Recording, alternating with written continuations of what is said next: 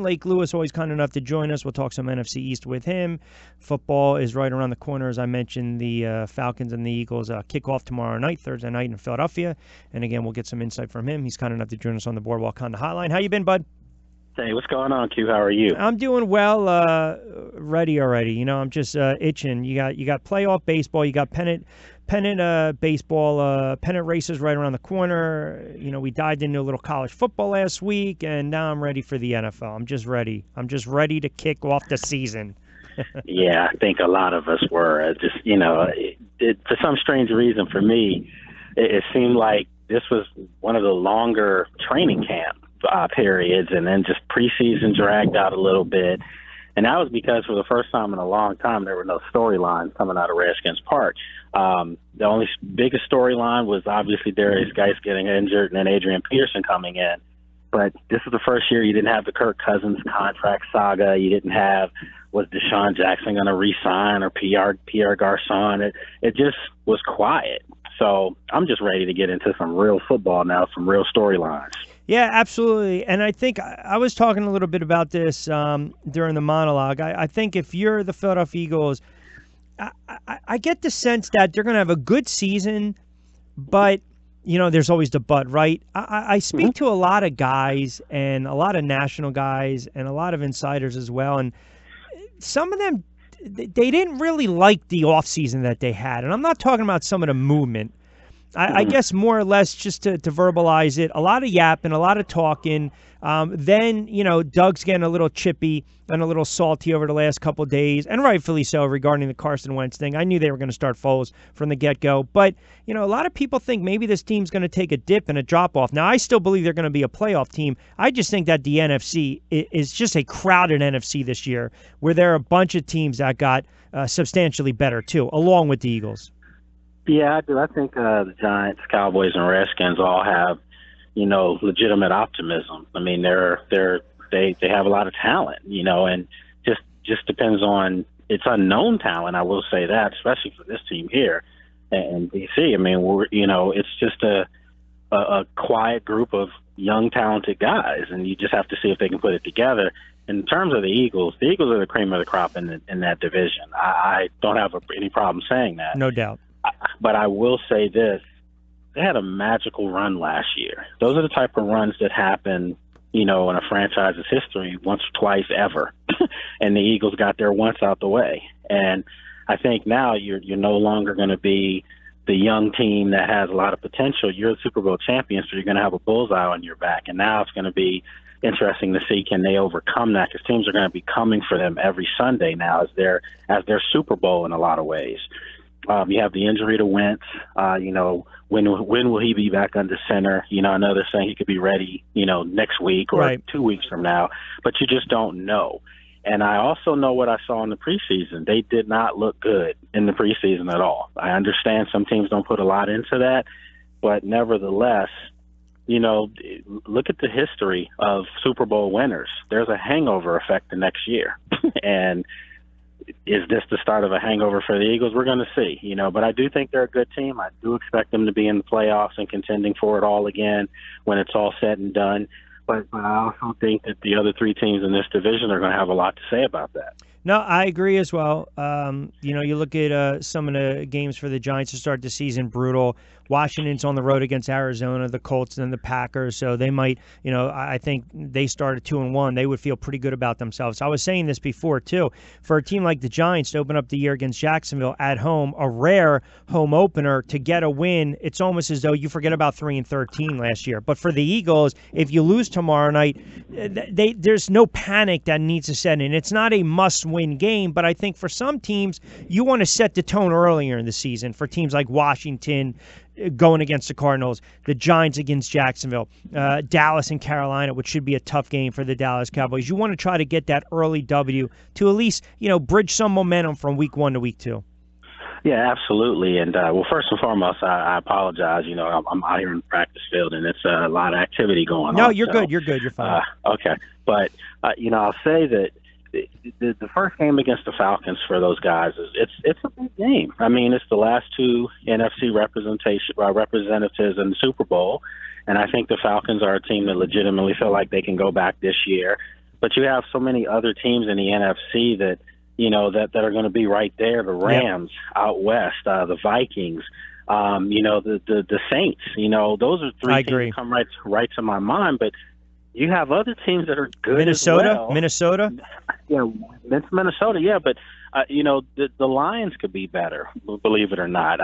Green Bay should be better with Aaron Rodgers back. And then, of course, we already talked about the teams in the NFC East. So I think there are other teams out there that are going to really disrupt some things this year, because there's always a team that comes out of nowhere, hence the Eagles last year. I just think that first game against the Falcons, it's a big game, and for any Eagles fan out there, they can't use the excuse that if they were to lose the game where we lost without Wentz, because you won the Super Bowl without Wentz too, So you should go out and try to win the game, which I'm sure they are. Every team's going to try to win their games. But I think the Eagles could really send a big message to a lot of teams that, hey, we're still the Super Bowl champs if they go out and beat Atlanta. That's true. And they're going to be down some players. We know that, with no Wentz, no Jeffrey, no Jernigan, no Bradham. So, listen, they're not going to be at full strength. But to your point, yes. To your point, the way you put it in context, absolutely. You want to go out there and you want to shut a lot of people up. But again, to me, if they go out and lose, it's not an excuse. Well, you're not playing with a full deck because there's no Wentz out there. You're right, because they made the run with Foles. My concern is he didn't look well in the preseason. And I know people don't put a lot of stock in the preseason, but I think if you see enough things that are ugly during the preseason, and granted, they also didn't show their offense. They didn't have a lot of players. Some of that kind of it manifests itself into the first couple weeks, because you know this. The defense is always ahead of the offense the first couple weeks in the NFL season. So, they can ill afford, which I don't think they will, to get out to a slow start. Well, I think their defense is going to be really good. Yes, that's where we agree. Yep. Yeah, and I think their defense is going to have to carry them until Wentz not just comes back, but comes back and gets comfortable. So you could be mid-season before that really starts to happen. And if you're an Eagles fan, you just hope that, they're holding the fort down. And, if you're today, right now, on your show, Q, if you told me that the Eagles by week 8 of the season could be 5-3, I'd be hard-pressed to not sign up for that. No, I was thinking the same exact thing. I was honestly thinking the same exact thing, because, like I said, I think for some of the teams that we mentioned, Dallas has a tough game against Carolina. The Giants have a tough game against Jacksonville. You got a new quarterback in D.C. That's a tough spot for Alex Smith as well. The Eagles, they open the season. The Falcons, Tampa Bay, the Colts, the Titans. You're going to have some opportunities to win some games, even if Wentz isn't available, say, week 3. Right. But then the teeth of their schedule, Panthers, Jacksonville. Oh, my God. That's brutal. The Cowboys, the Saints, the Giants. Then you close out with the Rams, the Texans, and the Redskins as well. So it's not a cakewalk, this schedule. Oh, no, not at all. So that's what I'm saying. If you're the Eagles, you want to try to hold the fort down the first half of the season, somehow, some way, be above 500. And I know there are Eagle fans right now listening saying, "Is this guy crazy? We're Super Bowl champs. We could be 6-2 or 7-1." That's not realistic, not right now. And I think that they won games last year. They won some games going away, obviously, but they won some very close games. Yep. The 60 the Giant game, that was the turning point of their season. Yeah. So, but I've always told people, as just as much as you won those close games, you also could have lost them. Sure. and that's what I mean. I don't know if the Eagles, yes, they won the Super Bowl deservingly. Really great football team last year. I don't know if I categorize them as a great football team overall, though. I know that's crazy to say they won the Super Bowl, but I just mean as far as the longevity standpoint, they've got a great young team, great young future. But right now, as we speak, I don't have them as one of my top 4 teams in the NFL until they're fully healthy and everything's clicking again.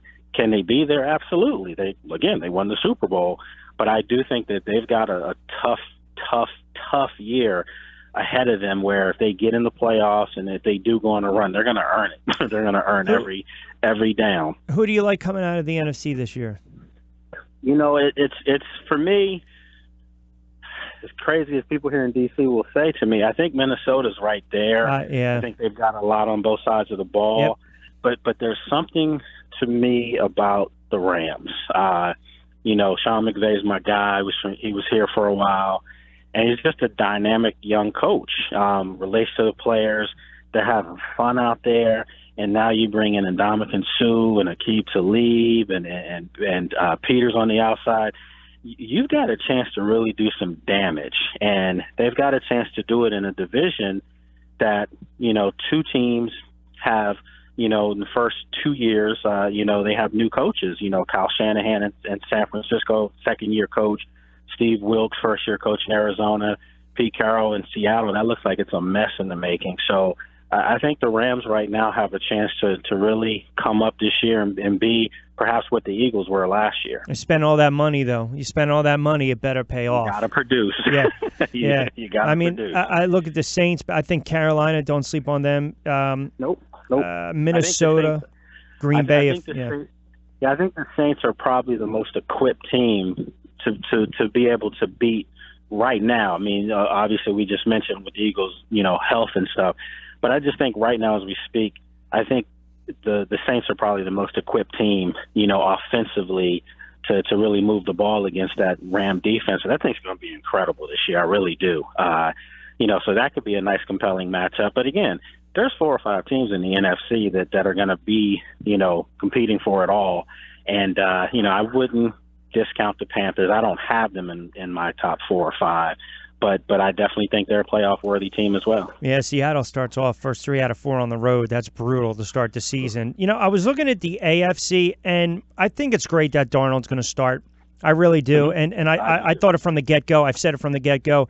But, the one thing I haven't heard one person mention about the Jets, have you looked at their games on the road against the Lions to open the season, then the Dolphins and the Browns? Now, you're probably thinking to yourself, well, wait a second. That's not a tough schedule. They play 3 games in 10 days to open up an NFL season with a rookie quarterback. Yeah. That's crazy.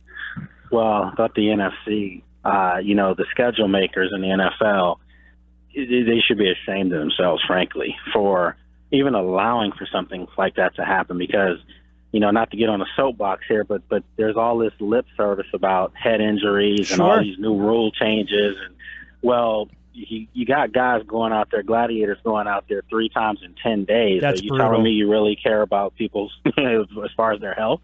There's no recovery period for that. On top of that, yes, you have a rookie quarterback under center.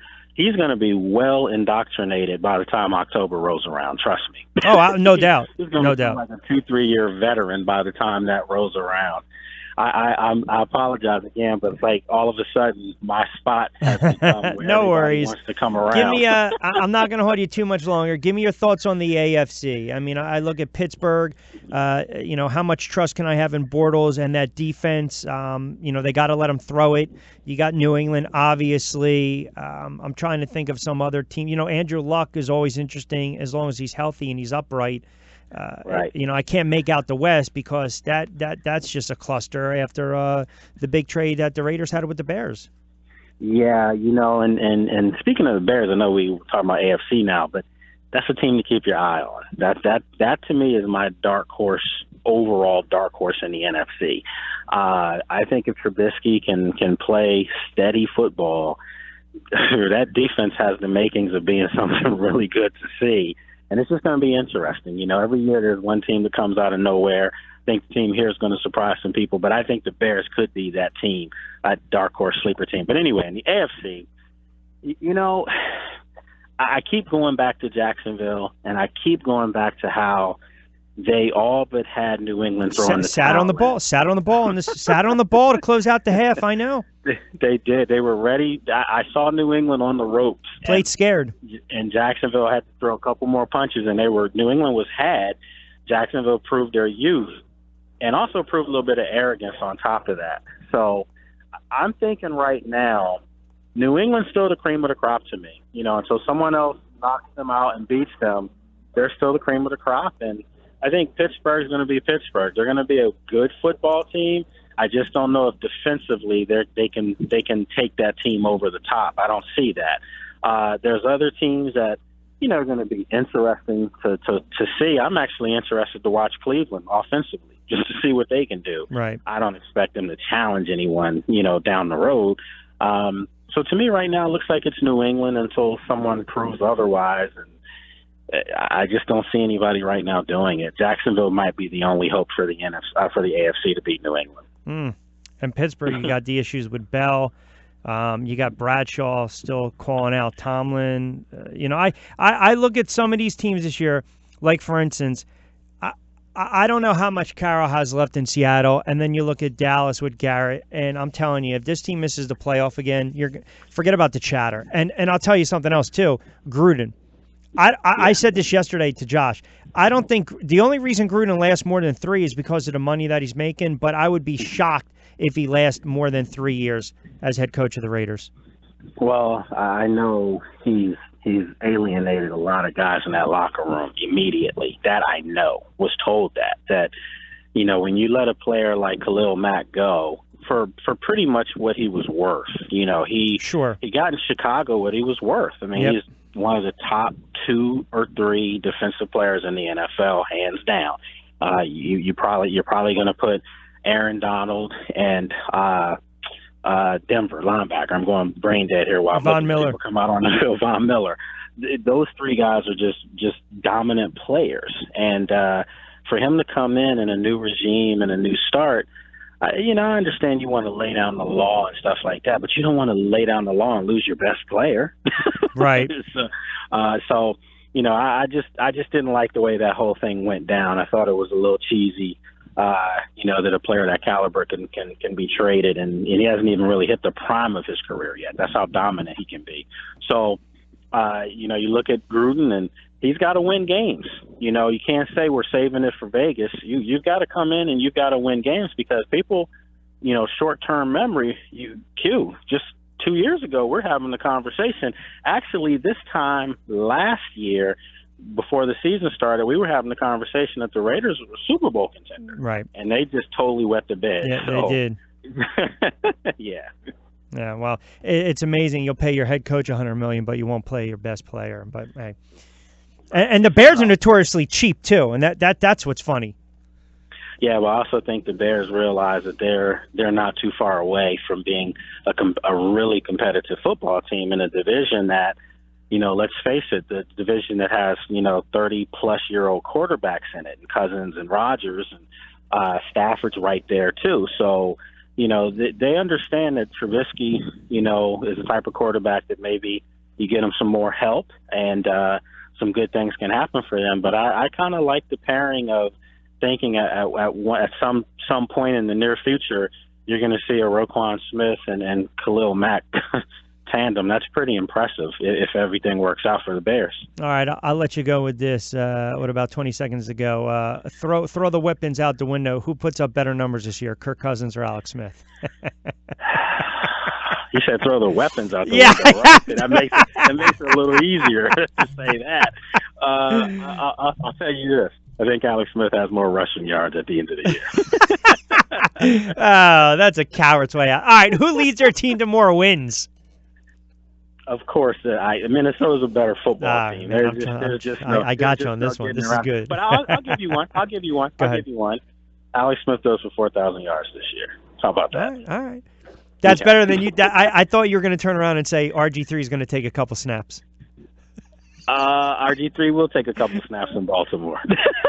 You know what? I will talk to you next week. Hey, enjoy week 1, pal. Always appreciate it. All right, take care, too. You got it. Lake Lewis, good stuff. Covers the Skins in the NFL as well.